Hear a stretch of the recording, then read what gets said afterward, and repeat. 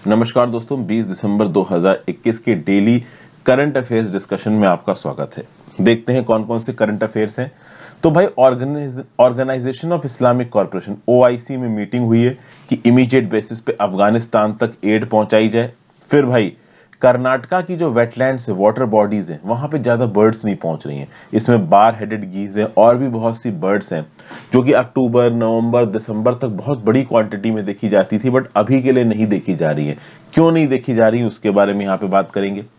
फिर जो लोग वोटर आईडी कार्ड के लिए अप्लाई करते हैं उनसे आधार की डिमांड की जा सकती है, और जो लोगों को ऑलरेडी वोटर आईडी कार्ड मिल चुका है उनके वोटर आईडी कार्ड को, उनके इलेक्टोरल रोल को आधार से लिंक करने के लिए एक बिल इंट्रोड्यूस किया जा रहा है लोकसभा में।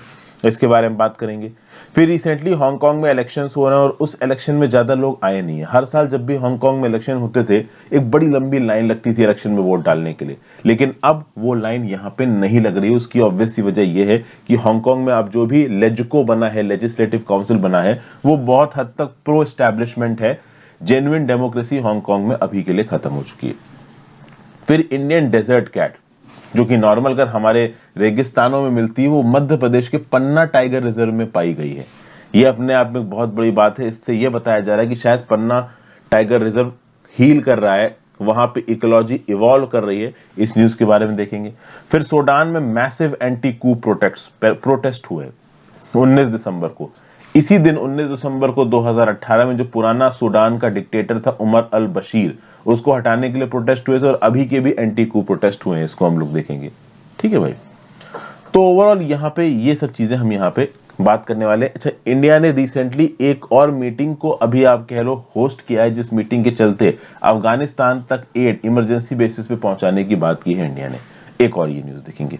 तो इतनी न्यूज हम यहाँ पे आप देखने वाले हैं। वीडियो को लाइक और शेयर का बटन जरूर दबा दीजिए दोस्तों। हो सके तो ज्वाइन बटन दबा के हेल्प करें। आपके ज्वाइन बटन दबाने से काफी मदद मिलती है, तो please click the join button if possible. Instagram पर फॉलो कर लीजिए, टेलीग्राम ग्रुप ज्वाइन कर लीजिए। दोनों ही चीजों का लिंक नीचे आपको नीचे डिस्क्रिप्शन बॉक्स में दे रखा है। तो 6 nation call for immediate aid for Afghan. अभी से लगभग एक महीना पहले हमारे national security adviser Ajit Doval साहब ने 5 सेंट्रल एशियन काउंटर पार्ट्स के साथ एक मीटिंग करी थी, और उसमें आपका चाइना वगैरह, चाइना तो नहीं आया था, इनवाइट किया गया था, रशिया भी आया था। तो एक सिक्योरिटी डायलॉग था वो, जो कि अफगानिस्तान के ऊपर फोकस कर रहा था। अभी एक और यहाँ पे regional conference of foreign ministers को होस्ट किया गया है दिल्ली में, और इसमें पार्टिसिपेट किसने किया? तो हमारे फॉरेन मिनिस्टर जयशंकर साहब तो थे ही, foreign minister of Kazakhstan, Kyrgyz Republic, Tajikistan, Turkmenistan और अफगानिस्तान, उज्बेकिस्तान, ये सारे के भी फॉरेन मिनिस्टर्स इंडिया के अंदर आए थे। और इन सब ने बैठ के क्या बात किया? एक्चुअली इसको आप बोलोगे third India central Asia dialogue. इसको होस्ट किया है external affairs minister S Jaishankar साहब ने। और यहाँ पे ये बोला गया कि भाई इमीडिएट बेसिस पे अफगानों के पास ह्यूमैनिटेरियन एड पहुंचाओ, और चाबहार पोर्ट में जो टर्मिनल इंडिया चलाता है, उस टर्मिनल को एक रूट की तरह इस्तेमाल किया जा सकता है ट्रेड के लिए। आपको पता है कि अगर हमको सेंट्रल एशिया से लैंड के थ्रू कनेक्ट होना है तो बीच में पाकिस्तान आता है। अब पाकिस्तान कभी भी इंडिया ओरिजिनेटेड ट्रेड के लिए अपनी जमीन को नहीं खोलेगा, तो हमारे पास ऑप्शन क्या बचता है? तो ऑप्शन बचता है भाई चाबहार पोर्ट। चाबहार पोर्ट का एक टर्मिनल के थ्रू अगर हम सेंट्रल एशियन कंट्रीज के साथ ट्रेड करने लगे तो कुछ ना कुछ हो सकता है, हालांकि इसमें टाइम बहुत ज्यादा लग जाता है। तो अभी के लिए न्यूज ये है कि जो regional conference of foreign ministers हुई है दिल्ली में, इसमें 5 सेंट्रल एशियन कंट्रीज के मेंबर, आपके Kazakhstan, Kyrgyzstan, Tajikistan, Turkmenistan, Uzbekistan और इंडिया के फॉरेन मिनिस्टर ने बैठ के बात की कि भाई अफगानिस्तान के लोगों के पास इमीडिएट एड पहुंचाओ। दूसरा, चाबहार पोर्ट के टर्मिनल का इस्तेमाल करके ट्रेड करो। तो ये एक प्रकार का रीजनल कंसेंसस है। इसमें और भी कुछ बातें कही गई हैं कि रिप्रेजेंटेटिव और इंक्लूसिव गवर्नमेंट होनी चाहिए अफगानिस्तान के अंदर, कोई टेररिज्म, ड्रग ट्रैफिकिंग नहीं होना चाहिए, यूनाइटेड नेशंस का सेंट्रल रोल होना चाहिए, अफगान लोगों को ह्यूमैनिटेरियन असिस्टेंस प्रोवाइड करो, वुमेन, चिल्ड्रन और दूसरे एथनिक ग्रुप्स के राइट्स को प्रोटेक्ट करो। ये सब शेयर्ड कंसर्न्स एंड ऑब्जेक्टिव्स हैं with respect to Afghanistan. Afghanistan में रिसेंटली हमने एक दवाई की शिपमेंट भी भेजी थी हवाई जहाज के थ्रू। हालांकि जो 50,000 टन वीट भेजने की बात है, वो तो भाई पाकिस्तान के साथ जब तक ट्रेड रूट, मतलब जब लैंड रूट नहीं खुलेगा तब तक हमारे लिए भेजना काफी मुश्किल है। अगर इन सेंट्रल एशियन कंट्रीज की बात की जाए तो इनमें से एक कंट्री है तजिकिस्तान, जिसने ओपनली तालिबान को क्रिटिसाइज किया। बाकी तुर्कमेनिस्तान और उज्बेकिस्तान अपनी एम्बेसीज खोल चुके हैं काबुल के अंदर। ठीक है। कजाकिस्तान और किर्गिज रिपब्लिक भी लिमिटेड तरीके से तालिबान के साथ इंटरैक्ट कर रहा है। इंडिया भी मीटिंग कर चुका है डोहा और मॉस्को में, किसके साथ? तालिबान के साथ। लेकिन अभी भी किसी भी कंट्री ने रिकॉग्नाइज नहीं किया है तालिबान को। ठीक है, आगे बात कीजिए। मिस्टर जयशंकर साहब ने कहा है कि 4 सीज के आधार पर हम इंडिया सेंट्रल एशिया ट्रेड की बात करेंगे। ये 4 सीज क्या है? कॉमर्स, कैपेसिटी इनहेंसमेंट, कनेक्टिविटी और कॉन्टैक्ट्स। इंडिया और सेंट्रल एशिया का जो ट्रेड है it is less than $2 billion, और ज्यादातर जो कजाकिस्तान से ऑयल आता है इंडिया के अंदर वही है ये $2 बिलियन, जिसको बढ़ाने की जरूरत है और पोटेंशियल बहुत ज्यादा है। चाहे टूरिज्म का हो चाहे ट्रेड का हो, पोटेंशियल बहुत ज्यादा है। टूरिज्म ट्रेड दोनों को बढ़ाने के लिए कनेक्टिविटी चाहिए, कॉन्टैक्ट चाहिए, कैपेसिटी एनहांसमेंट चाहिए, कॉमर्स चाहिए। और उसको बढ़ाने के लिए एक चीज बहुत इंपॉर्टेंट हो सकती है, वो है international north south transport corridor.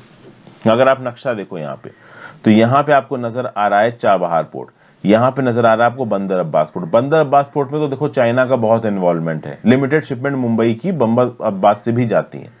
Chabahar port का एक टर्मिनल इंडिया के पास है, इसके थ्रू ये जो लाल रंग का मैं लाइन बना रहा हूं ना, ये पूरी की पूरी है आप international north south transport corridor. नीचे कमेंट बॉक्स में बताओ कि ये जो समुंदर है बिना मैप में देखे ये कौन सा है? ठीक है ना, इसी समुंदर के किनारे बाकू नाम का शहर है जो कि अजरबैजान की कैपिटल है। बताइए नीचे कमेंट बॉक्स में कौन सा समुंदर है? तो भाई अफगानिस्तान ईरान के थ्रू कनेक्टेड है, यहां पे आपको नजर आ रहा है अफगानिस्तान। तो ईरान के चाबहार पोर्ट से हम लोग इनफैक्ट अफगानिस्तान के साथ साथ Kazakhstan, Turkmenistan, Tajikistan, Uzbekistan, Kyrgyzstan पहुंच सकते हैं, और यही यहाँ पे टारगेट है। वैसे तो बहुत आसान था कि इंडिया यहाँ पे है, इंडिया के थ्रू सामान पाकिस्तान ऑक्युपाइड कश्मीर के थ्रू अफगानिस्तान में पहुंच जाता, तुर्कमेनिस्तान, अफगानिस्तान, तजिकिस्तान हर जगह पहुंच जाता, लेकिन पाकिस्तान कभी भी उस लैंड रूट को ओपन नहीं करेगा। फिर यहाँ पे Turkmenistan, Afghanistan, Pakistan, India pipeline के बारे में बात हो रही है। ये पाइपलाइन तो देखिए अब रियलिटी लगती ही नहीं है। तुर्कमेनिस्तान से पाइपलाइन शुरू होगी, अफगानिस्तान के थ्रू होती हुई पाकिस्तान से होती हुई दिल्ली के अंदर आएगी। आई डोंट थिंक कि कभी भी ये पाइपलाइन एक्टिव हो पाएगी, हालांकि बातचीत में निकल के आती रहती है। जीएस पेपर 2 इंटरनेशनल रिलेशंस और regional groupings involving India's interest में न्यूज काम आएगी। नेक्स्ट बात करते हैं, excess rain affects birds migration to Karnataka. देखिए कर्नाटका में अक्टूबर और नवंबर के महीने में भयंकर बारिश हुई है। उस बारिश के चलते जो विंटर के समय पे बर्ड्स आती थी कर्नाटका के अंदर, अक्टूबर के समय से आनी शुरू हो जाती, नवंबर दिसंबर में भर भर के बर्ड्स घुसती कर्नाटका में, वो कम हो गई हैं। एक और बात है यहाँ पे, देखिए वैसे तो जो पानी के हैबिटेट्स होते हैं उनके ऊपर बर्ड्स बहुत फ्लॉक करती हैं, लेकिन सारी बर्ड्स को बिल्कुल लबलबा भरा हुआ पानी पसंद नहीं आता। कुछ ऐसी बर्ड्स होती हैं जिनका जो लेग है वो बहुत लॉन्ग है, तो लॉन्ग लेग्ड बर्ड्स ना थोड़े कम गहरे पानी में खड़ी हो जाती हैं। ठीक है ना, बहुत सारी बर्ड्स ऐसी होती हैं कि कम गहरे पानी के अंदर जो छोटी मोटी वेजिटेशन होती है उसको खा के अपना गुजर बसर करती हैं।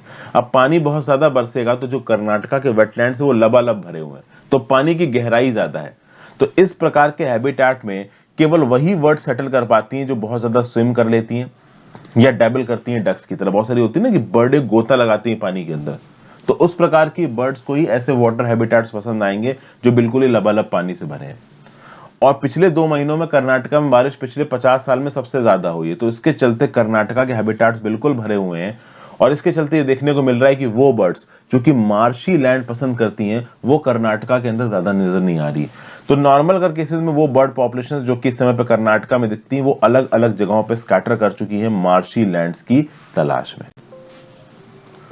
तो ये आप कह लो कि नेचर के पर्सपेक्टिव से अच्छी न्यूज नहीं है। एक बर्ड है बार हेडेड गीज, ये हिमालयास क्रॉस करती हुई आती है साउदर्न चाइना और मंगोलिया से, और कर्नाटका के अंदर हदीनारू नियर नंजानगुड़ और सीरा इन तुमकुरु बड़ी भयंकर क्वांटिटीज में, बड़ी क्वांटिटीज में ये बर्ड्स दिखती थी, नहीं दिख रही इस बार।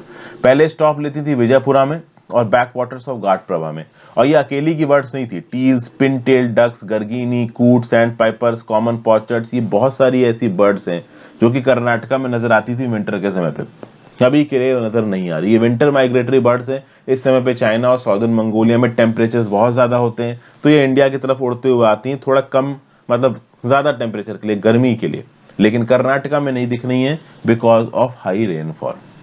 ठीक है, और बहुत सारी ये ऐसी बर्ड्स हैं जो कि स्टैग्नेंट और शैलो पूल ऑफ वाटर को पसंद करती हैं। शैलो पूल ऑफ वाटर, जैसा कि मैंने आपको पहले भी बताया कि जो शैलो वाटर होता है, कम गहरा पानी होता है, वहां पे वेजिटेशन और हाइड्रोफाइट्स होने की वजह से इन बर्ड्स को खाना मिल जाता है, और जो बिल्कुल लबालब भरा हुआ पानी है उसमें जो लॉन्ग लेग्ड बर्ड्स हैं वो सेटल नहीं हो पाती, खाना भी इनको जल्दी नहीं मिल पाता, इसलिए मार्शी इलाका ढूंढने लगती हैं बहुत सारी बर्ड्स। प्लस कर्नाटका के अंदर बहुत सारे लेक डेवलपमेंट प्रोजेक्ट्स भी चल रहे हैं, जिसमें एक्सकवेटर्स का इस्तेमाल करके ड्रेजिंग की जा रही है लेक के, आप कह लो डेप्थ्स की, और जब ड्रेजिंग होगी तो जितनी भी वेजिटेशन और हाइड्रोफाइट्स वगैरह हैं वो सब हट जाएंगी, लेक की गहराई बढ़ जाएगी और बहुत सारी जो बर्ड्स हैं वो यहाँ पे सेटल नहीं हो पाएंगी। बार हेडेड गूस की बात करो, जिसका साइंटिफिक नेम है एंसर इंडिकस, सेंट्रल चाइना और मंगोलिया में पाई जाती है। इंडियन सब कॉन्टिनेंट की तरफ ये माइग्रेशन शुरू करती हैं विंटर में और एंड ऑफ द सीजन तक माइग्रेशन करती हैं। बहुत हाई एल्टीट्यूड पे भी ये उड़ सकती हैं। ये इंडिया आती हैं और फिर अपने हिमालयन रेंजेस मतलब चाइना और मंगोलिया में वापस लौट जाती हैं गर्मी के समय पे। ओके, ठीक है, तो ये सब बातें यहाँ पे बताई गई हैं। ओवरऑल जेनेसिस पेपर 1 में लिमिटेड तौर पे एक टॉपिक आपके काम आएगा। Next, Indian desert cat spotted in MP's Panna tiger reserve. ये है इंडियन डेजर्ट कैट, जिसको आप एशियाटिक वाइल्ड कैट भी बोलते हो। ये एक अफ्रीकन वाइल्ड कैट स्पेशीज है जो कि eastern Caspian sea, north of Kazakhstan में मिलती, वेस्टर्न इंडिया में मिलती, वेस्टर्न चाइना में मिलती, साउदर्न मंगोलिया में मिलती। इसको एशियन स्टेपी वाइल्ड कैट और इंडियन डेजर्ट कैट भी कहा जाता है। लीस्ट कंसर्न में आती है IUCN रेड लिस्ट में। इसकी पॉपुलेशन के बारे में अभी के लिए हमारे पास ज्यादा जानकारी है नहीं। अब अगर बात की जाए इस इंडियन डेजर्ट कैट की, तो मध्य प्रदेश के पन्ना टाइगर रिजर्व में पाई गई है। डेजर्ट्स में कैट पाई जाती है और पानी के बिना ये सर्वाइव कर सकती है, क्योंकि डेजर्ट की जो इकोलॉजी है उसके प्रति जो कैट है वो पूरी तरीके से एक्वेंटेड है। इसके टोज पे कुशन हेयर पाए जाते हैं जो कि मदद करते हैं इसको to balance the fluctuating desert temperatures, क्योंकि डेजर्ट में रात में एकदम से ठंड हो जाती है और दिन में एकदम से गर्मी हो जाती है। अब वैसे तो देखा जाए तो इंडियन डेजर्ट कैट का जो नाम है वो पन्ना टाइगर रिजर्व के पुराने डॉक्यूमेंट्स में पाया जाता है, बट फोटोग्राफिक एविडेंस नहीं था। जो थे वाइल्ड लाइफ फोटोग्राफर्स और जो सरकारी अफसर घूमते रहते हैं पन्ना टाइगर रिजर्व में वाइल्ड लाइफ की फोटो लेने के लिए, उनके फोटोज में आज तक इंडियन डेजर्ट कैट नहीं दिखी थी पन्ना टाइगर रिजर्व में। अब पहली बार देखी गई है स्टेट की नूरादेही सेंचुरी में। तो इसका क्या मतलब, जब डेजर्ट कैट सीधे सीधे पन्ना टाइगर रिजर्व में नजर आई, इसका मतलब ये है कि अलग अलग प्रकार के जो वाइल्ड एनिमल्स हैं, the species, the diversities of species in wild animals in Panna tiger reserve is increasing. Okay भाई, और इस साल डेजर्ट कैट के साथ साथ एक फिशिंग कैट भी पाई गई है पन्ना टाइगर रिजर्व में। Fishing cat is one of the endangered animals of India that has also been spotted in the Panna tiger reserve. ये पूरा बताया। पन्ना टाइगर रिजर्व की बात की जाए, 1981 में इसको स्टैब्लिश किया गया। ज्योग्राफिकल एक्सटेंशन इसका काफी बड़ा है। पन्ना और छतरपुर के डिस्ट्रिक्ट्स में पाया जाता है। 543 स्क्वायर किलोमीटर के इलाके में ये फैला हुआ है। इसको प्रोजेक्ट टाइगर रिजर्व डिक्लेयर किया गया था 1994 में सेंट्रल गवर्नमेंट के द्वारा। यूनेस्को ने डिजिग्नेट किया पन्ना टाइगर रिजर्व को as a biosphere reserve on 25 August 2011। और अगर आप टाइगर्स की बात करो तो Madhya Pradesh is not only the tiger capital of India, it is also the tiger capital of world. India में तो सबसे ज्यादा टाइगर मध्य प्रदेश में पाए जाते हैं, पूरी दुनिया में one of the highest number of tigers Madhya Pradesh में पाए जाते हैं। और अगर देखा जाए तो इंडिया में कान्हा और पेंच टाइगर रिजर्व्स, इनका मैनेजमेंट बेस्ट बताया जाता है। पन्ना टाइगर रिजर्व की बात की जाए तो रिसेंटली 30 जुलाई 2021 को इसको मिला है conservation assured tiger standard certificate, यानी सीट सर्टिफिकेट दिया गया है NTCA के द्वारा, नेशनल टाइगर कंजर्वेशन अथॉरिटी के द्वारा। आपके लिए एक सवाल है, NTCA जो कि इंडिया के अंदर टाइगर कंजर्वेशन और मैनेजमेंट करता है, इसको किस सन में बनाया गया था? क्या ये एक स्टैट्यूटरी बॉडी है? और अगर ये स्टैट्यूटरी बॉडी है तो कौन से एक्ट के अंदर बनाया गया है नेशनल टाइगर कंजर्वेशन अथॉरिटी को? ये सब कुछ मुझे नीचे कमेंट बॉक्स में लिख के बताइए। GS paper 2, GS paper 3 biodiversity में न्यूज काम आएगी। फिर अगला है news, bill on voter ID Aadhaar link. देखिए, एक बिल है इलेक्शन लॉज अमेंडमेंट बिल 2021, इसको लाया जा रहा है लोकसभा के अंदर। ओवरऑल इस बिल से होगा क्या, तो जो इलेक्टोरल रोल में आपका नाम है, मेरे आपके जैसे वोटर्स का जो कि 18 साल से ज्यादा के और वोटिंग डाल सकते हैं, इसको आधार नंबर के साथ कनेक्ट किया जाएगा। तो अब इलेक्टोरल रजिस्ट्रेशन ऑफिसर्स को एक बार ये बिल पास हो जाए, यह अधिकार मिल जाएगा कि कोई भी इंसान अगर वोटर ID कार्ड के लिए अप्लाई कर रहा है तो उससे आधार नंबर मांगा जा सकता है, या फिर कोई ऐसा स्कैम जिसको ऑलरेडी वोटर ID कार्ड मिल चुका है उसके आधार नंबर मांग के भी इलेक्टोरल रोल्स के साथ अपडेट किए जा सकते हैं। लेकिन इस बिल में यह भी साफ साफ लिखा हुआ है कि कोई पर्टिकुलर पर्सन किसी वजह से अगर अपना आधार नंबर नहीं दे सकता है तो इसका मतलब ये नहीं कि उसका वोटर आईडी कार्ड नहीं इशू किया जाएगा, या इसका मतलब ये नहीं कि उसके वोटर आईडी कार्ड को रद्द कर दिया जाएगा। वो वजहें क्या है कि वो आधार कार्ड नहीं दे पा रहा है, ये अपने आप में कंटेंशियस टॉपिक होने वाला है और काफी बहस होगी। मतलब कि इस इलेक्शन लॉज अमेंडमेंट बिल के हिसाब से अगर आपके पास आधार कार्ड नहीं है, आधार नंबर नहीं है, तो भी आपको वोटर आईडी कार्ड मिलेगा, पुराना वोटर आईडी कार्ड रद्द नहीं होगा। लेकिन कौन से बहाने दे सकते हो आप कि आपके पास आधार कार्ड नहीं है, ये फिक्स नहीं है अभी के लिए। इसको लेके हो सकता है लोकसभा में काफी जंग सी छिड़ जाए और हो सकता है कि सुप्रीम कोर्ट तक भी केस चला जाए, हो सकता है, कुछ भी हो सकता है इंडिया के अंदर। ठीक है भाई, तो आधार नंबर देना है आपको अपने इलेक्टोरल रोल एनरोलमेंट के लिए। कुछ सर्कमस्टांसेस के अंदर आप आधार नंबर नहीं भी दोगे तो भी चलेगा। वो सर्कमस्टांसेस कौन से हैं वो आगे आने वाले समय में पता चलेगा। प्लस एक और बात है, इस बिल के through representation of people act 1950 और 1951 को भी अमेंड किया जाएगा।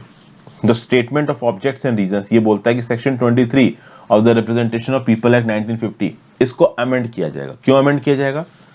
To allow linking of the roll data with the Aadhaar ecosystem to curb the menace of multiple enrollment of the same person in different places.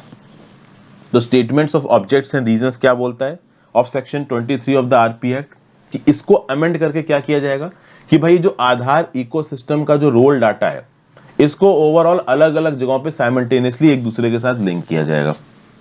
मतलब simple बात यह है कि देखो भाई, एक वोटर हो सकता है ऐसा, अब देखिए आधार के साथ कनेक्टिविटी तो है नहीं भाई वोटर आईडी कार्ड की, तो हो सकता है कोई एक पर्टिकुलर पर्सन पहले कर्नाटका की किसी डिस्ट्रिक्ट में रहता हो और वहां पे वो वोटर हो और फिर वो शिफ्ट कर गया हो मुंबई में, और मुंबई में जिस जगह पे रह रहा हो वहां पे भी उसने अपने आप को एज ए वोटर एनरोल करा लिया हो, तो वो दो जगह पे वोटर हो जाएगा। तो इस प्रकार के इंस्टेंसेस को बंद करने के लिए अगर आप आधार इकोसिस्टम के साथ एनरोल करवा लेते हो आपके इलेक्शन रोल को, तो भाई एक पर्टिकुलर पर्सन एक ही जगह पे वोटर होगा, वो दो तीन जगहों पे वोटर नहीं हो सकता।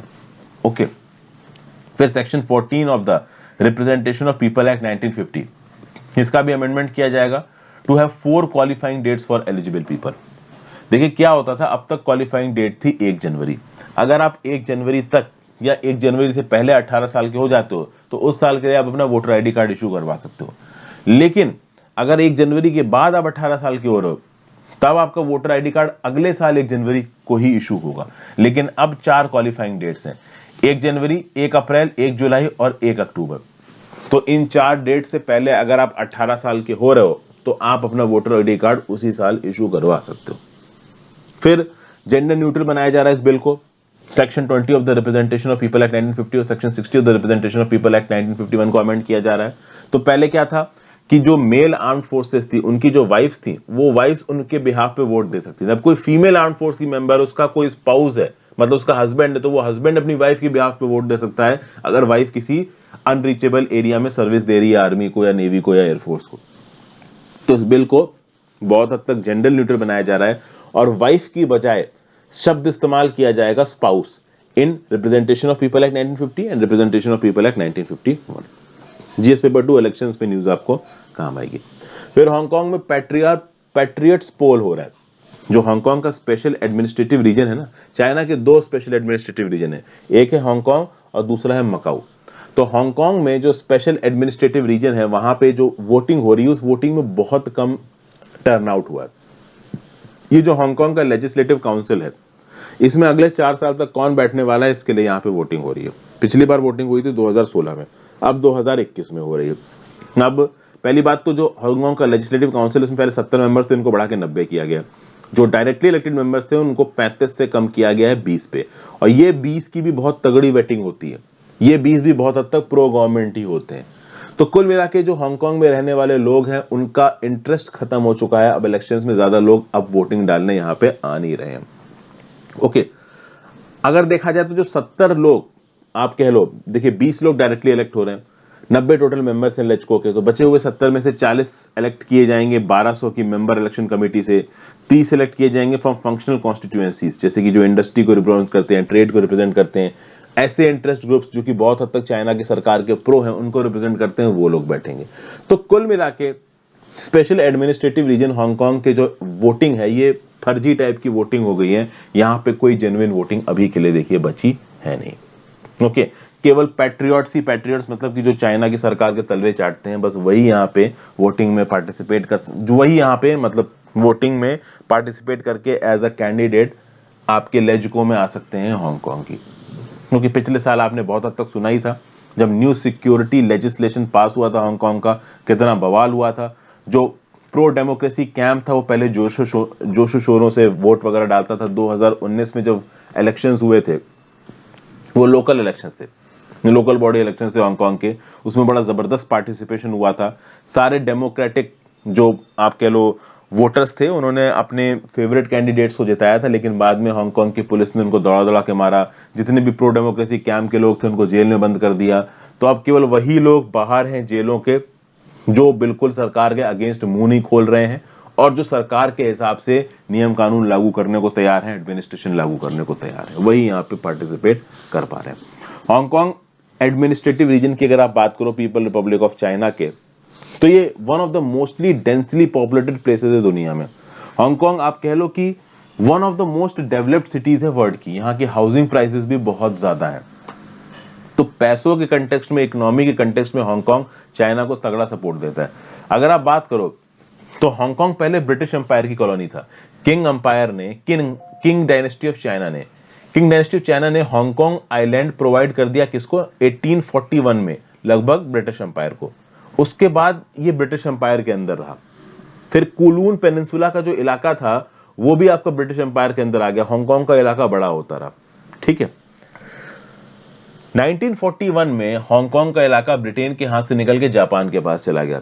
क्योंकि सेकेंड वर्ल्ड वॉर जब चल रहा था उस समय पे जापान भाई बहुत तेजी से आगे बढ़ रहा था और जगहों को कब्जा रहा था। तो 1941 से लेकर 1945 तक हांगकांग जापान के कब्जे में रहा। लेकिन 1945 में जब सेकेंड वर्ल्ड वॉर खत्म हुआ, जापान के ऊपर 2 न्यूक्लियर बम गिराए यूएसए ने, तब हांगकांग फिर से ब्रिटिश एम्पायर के अंदर चला गया। लेकिन चूंकि वो चाइना के साथ लगा हुआ था, तो एक न दिन ऐसा आना था जिस दिन हांगकांग ब्रिटिश के पास से चाइना के पास जाएगा। 1997 में पूरी तरीके से हांगकांग चाइना के कंट्रोल के अंदर चला गया और चाइना ने बोला था कि 100 साल तक हम लोग इसको कम से कम, इनफैक्ट इनिशियली 50 साल बोला गया कि 50 साल तक इसको हम लोग ऑटोनॉमस रखेंगे। लेकिन जी जिनपिंग ने ओवरऑल इस स्टैंड को भी बदल दिया और 2020 में ही जो भी ऑटोनॉमी थी हांगकांग की वो अभी के लिए खत्म कर दी गई। जीएस पेपर 2 इंटरनेशनल रिलेशंस में न्यूज काम आएगी।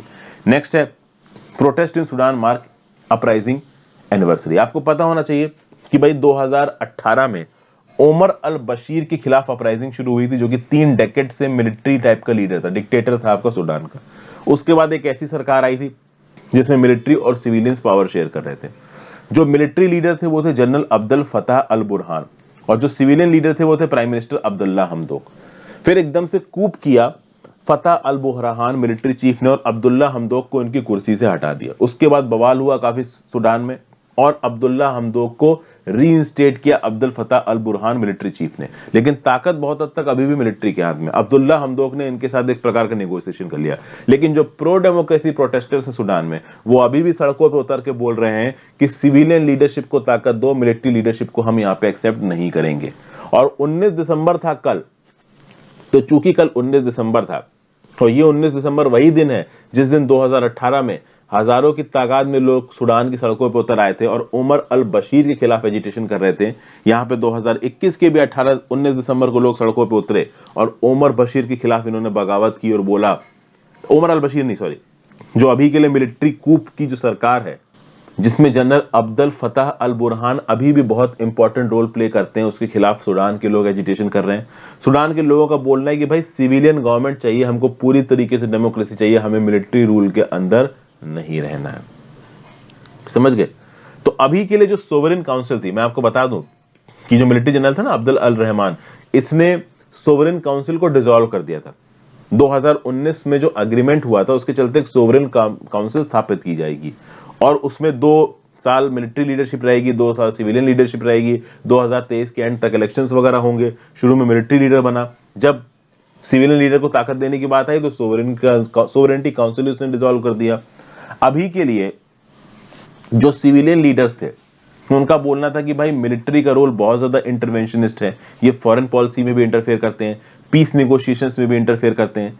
फिर उमर अल बशीर के दौरान जो भी अत्याचार किए गए थे सुडान के अंदर, उसमें बहुत सारे मिलिट्री लीडर्स का नाम है। तो पूरी तरीके से अगर डेमोक्रेसी की सरकार आती है तो कल की डेट में अगर इंटरनेशनल क्रिमिनल कोर्ट में अगर कोई केस चलेगा तो सिविलियन लीडरशिप मिलिट्री लीडर्स को उनको भी थमा सकती है। तो ऐसे बहुत से डर है मिलिट्री लीडर्स के अंदर जो कि मिलिट्री लीडरशिप को ताकत के ऊपर जमा के बैठे हुए हैं, और सूडान के लोग नहीं चाहते कि ये मिलिट्री लीडर्स यहाँ पे ताकत मेंटेन करें। तो ये मिलिट्री लीडर्स अब्दुल्ला हमदोक को रीइंस्टेट करके अपनी ताकत को बचा के रखना चाहते हैं, अपने आप को लीडरशिप पोजीशन में बचा के रखना चाहते हैं, लेकिन लोग सड़कों पे उतर रहे हैं। यहाँ पे आपको सूडान नजर आ रहा है।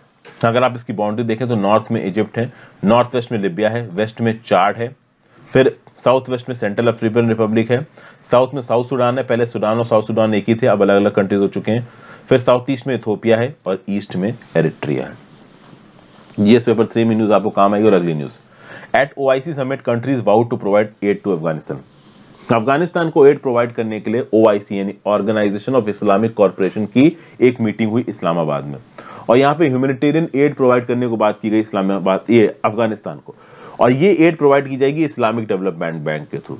दुनिया की बहुत सारी कंट्रीज है जो कि तालिबान के साथ डायरेक्टली इंगेज नहीं करना चाहती, तो वो अपना पैसा इस्लामिक डेवलपमेंट बैंक को दे सकती है, और इस्लामिक डेवलपमेंट बैंक जाके सीधे सीधे अफगानिस्तान के अंदर लोगों की डेवलपमेंट के लिए काम करेगा। पाकिस्तान के फॉरेन मिनिस्टर मिस्टर कुरैशी का यह बोलना है कि यूनाइटेड स्टेट्स भी अपनी थोड़ी बहुत ह्यूमैनिटेरियन एड देगा अफगानिस्तान में इस रास्ते के थ्रू। वर्ल्ड बैंक के थ्रू $1.2 बिलियन का अफगानिस्तान का पैसा फ्रीज कर रखा है यूएस ने, वो एड जल्दी यहाँ पे रिलीज की जाएगी। $10 बिलियन के अफगानिस्तान के एसेट्स यूएस के अंदर फ्रीज हैं, हालांकि बहुत सारे एसेट्स अभी लिटिगेशन के अंदर है। अल कायदा ने जब 9/11 का अटैक करवाया था और ट्विन टावर्स तोड़ दिए गए थे, तो उसकी लिटिगेशन, कुछ लीगल लिटिगेशन अभी भी चल रही है, ठीक है ना। तो अलग अलग मैकेनिज्म्स के थ्रू इंटरनेशनल एड अफगानिस्तान के अंदर पहुंचाई जा सके ताकि अफगानिस्तान की भूखमरी और गरीबी को टैकल किया जा सके। इसके लिए यहाँ पे ऑर्गेनाइजेशन ऑफ इस्लामिक कॉर्पोरेशन आगे आ रहा है, और इसका इस्लामिक डेवलपमेंट बैंक एक फ्रंट बनेगा जिसके थ्रू वो लोग जो तालिबान के साथ सीधे सीधे एंगेज नहीं करना चाहते हैं, वो इस्लामिक डेवलपमेंट बैंक को पैसा देंगे और वो अफगानिस्तान के अंदर जाके डेवलपमेंट करेगा। Organisation of Islamic corporation second largest international organisation United Nations के बाद 57 मेंबर स्टेट्स हैं इसके। कलेक्टिव वॉइस है मुस्लिम वर्ल्ड की, दुनिया भर में मुस्लिम्स के इंटरेस्ट को प्रोटेक्ट करना। इंडिया ओआईसी का मेंबर नहीं है। ऑर्गेनाइजेशन ऑफ इस्लामिक कॉर्पोरेशन को 1969 में फाउंड किया गया था रबात, मोरक्को में। इसका चार्टर अडॉप्ट किया गया 1972 में, ठीक है भाई। तो ये था जीएस पेपर 3 इंटरनेशनल रिलेशंस। यहाँ पे ये पर्टिकुलर वीडियो खत्म होती है। Thank you for watching friends. ज्यादा से ज्यादा लोग इस वीडियो को शेयर करिएगा। Have a great day.